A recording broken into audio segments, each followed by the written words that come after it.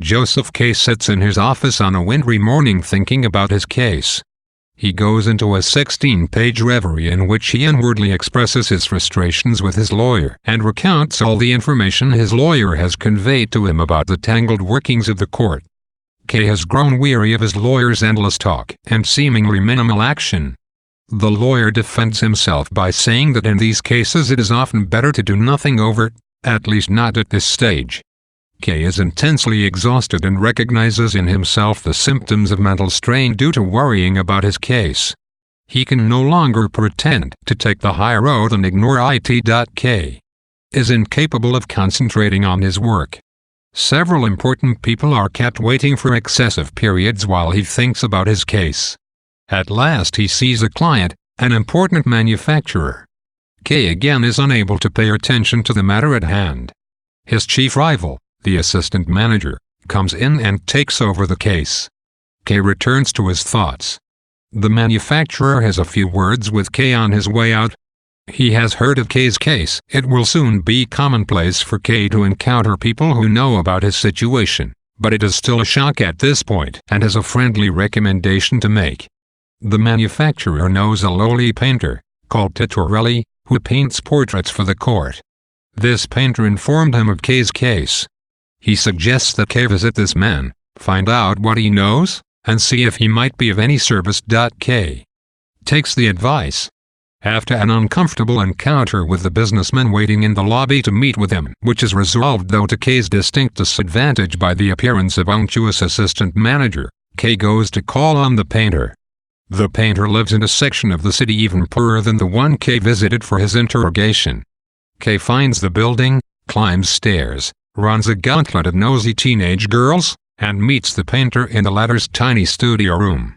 The girls remain outside the door, peeping and listening. The painter is indeed an official court painter, a position he inherited from his father.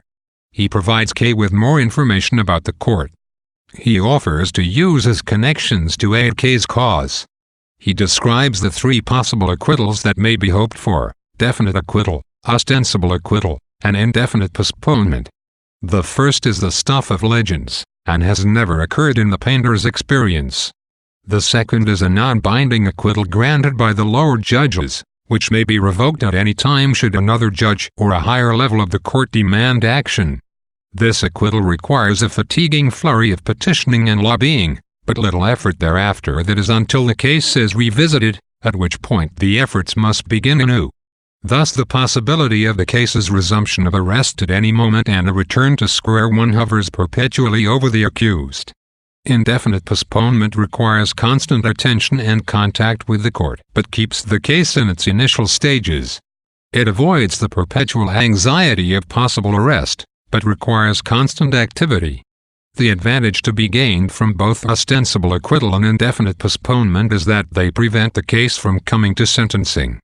While the painter talks, K finds the stuffy room more and more unbearable. He is hot and barely able to breathe. At last he takes his leave, without instructing the painter which of the options he prefers. Before allowing him to leave, the painter induces the desperate K to buy several identical landscapes. As the nosy girls are still outside the door, the painter lets K out through another door in the tiny room. This leads to a hallway that looks identical to the lobby of the law offices K visited in Chapter 3. The air is even worse in this hallway. K is taken aback. The painter informs K that there are law court offices in nearly every attic. K holds his handkerchief over his face as an usher escorts him out. Chapter 7 dumps on K and the reader a windfall of information, all of which comes to nothing. Or, rather, all of which leads to a few simple conclusions. The court is inscrutable and irredeemably corrupt. Both the lawyer and the painter would have K believe that the only thing that really matters is good relations with subordinate officials. Yet this is the case only because no one knows who the higher officials are. They are unreachable, so naturally all wheedling, supplication, and influence peddling goes through the lower courts. Yet, as the painter makes clear, the stakes are low. No one can really influence the outcome of the case. At most they can tinker with the trajectory, to drag out the proceedings indefinitely while the mantle of guilt hovers above the accused.